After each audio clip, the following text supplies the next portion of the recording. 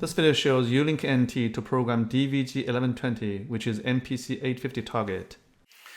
This is DVG1120M. M is for MGCP and S for SIP.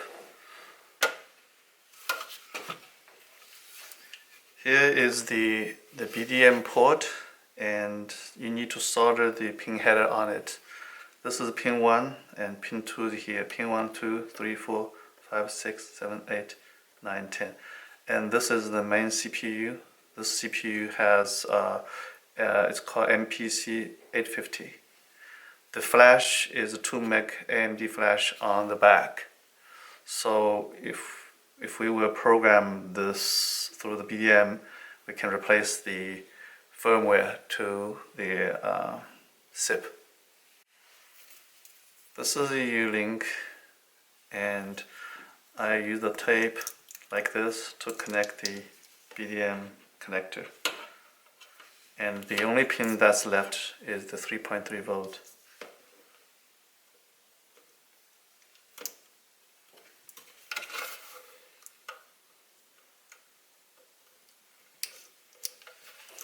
And this is how it is connected.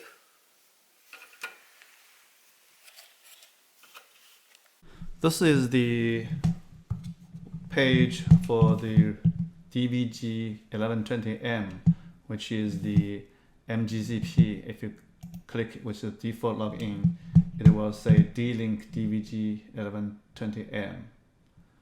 Okay, and this is the firmware version.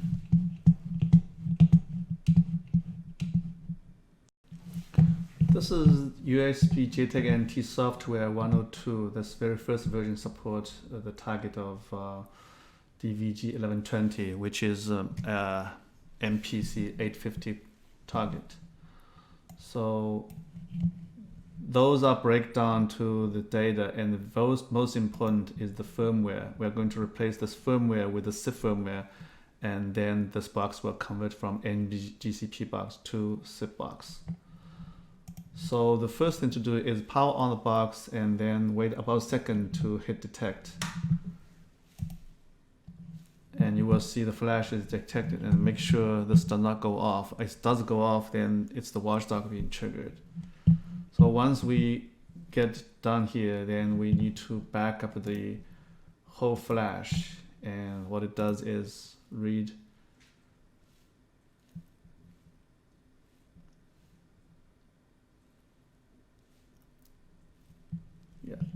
and you can see the firmware and flash is being read here. Just to double check, we can verify the second time and make sure they are correct, and I'm pretty sure it's correct.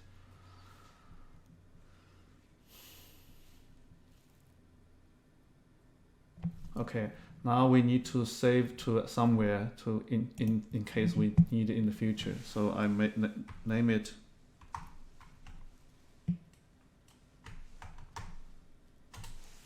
and just for future reference, I'm going to save the firmware as MGCP. So I'm going to save this one as MGCP.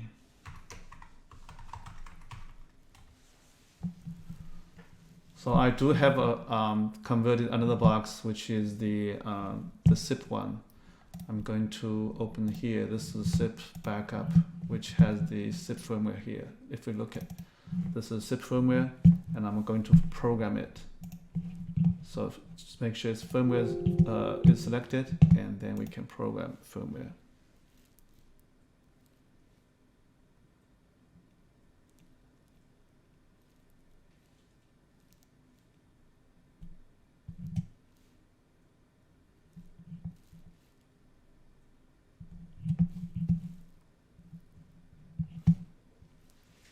Yeah, in this MPC850, only the slow program is being implemented, so the speed is not as great as like 100 or 200 kilobytes per second, but it should be good enough for this purpose.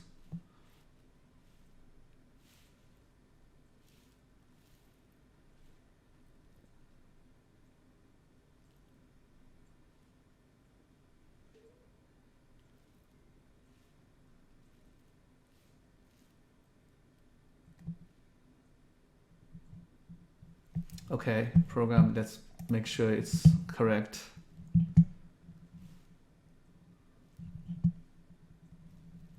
Okay, let's see what we get from the UI to see if this box is being successfully converted to SIP or not. This is after program the SIP to the DVG1120.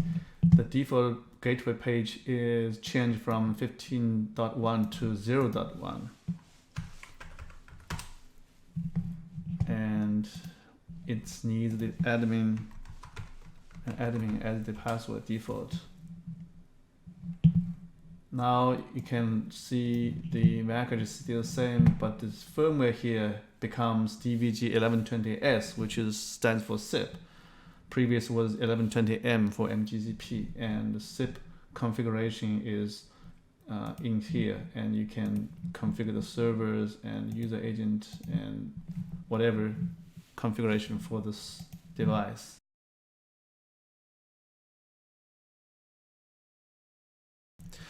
I'm going to demonstrate how to debrick the device. When I say debrick, is I make the flash completely erased.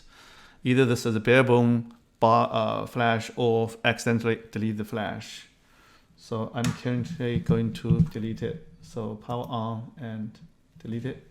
So instead of program, I'm going to erase everything.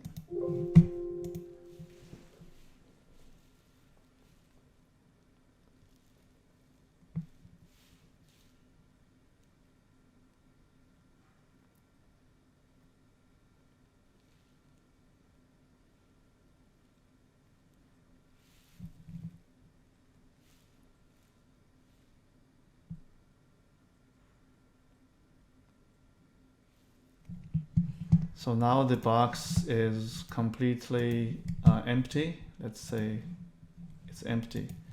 And now I power off and then I power on, and the box will be very weird. And if I click here, you see I can no longer detect the flash anymore. And the reason for this was the JTAG BDM speed is too high. So what I will do is go to the slowest speed, which is here, and then I power off and power on again. Now you see this is, I can detect it. Now I'm going to put it back in my current backup. So this is, sorry, where's backup?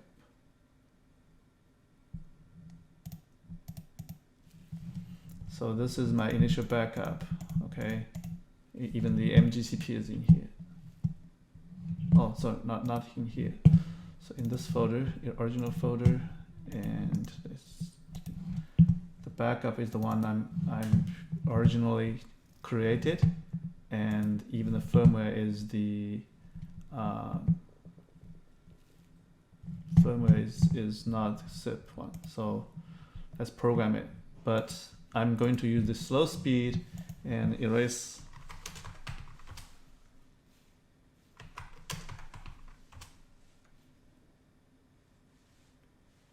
You can see the speed is quite slow, but I only program the boot, and then I compare the boot. Everything's okay. So now I can power off, and I can select the very fastest speed here, and I power box on and detect. So now I can detect in flash, and then I can program the entire flash back, include the firmware and everything, and I'm going to bring this box back to life. So the trick is, when you cannot detect the flash, then try to use a slower speed. In here I use the very slowest, like a speed 4, but I tested speed 3 also works. So not necessarily go to speed 4.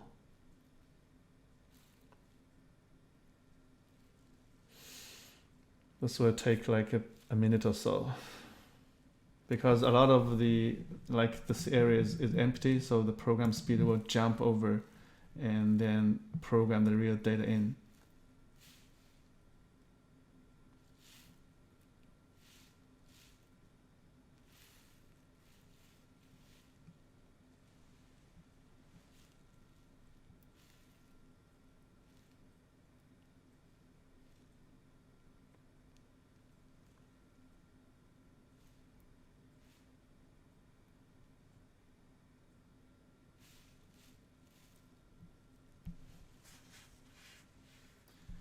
Yeah, it's 45 seconds for the programming and 25 seconds for deleting. Is not bad at all.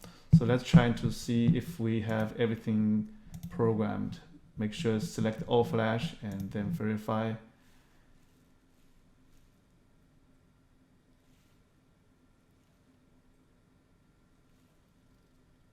Yeah, it works. So it's back to the original firmware, which is the MGCP.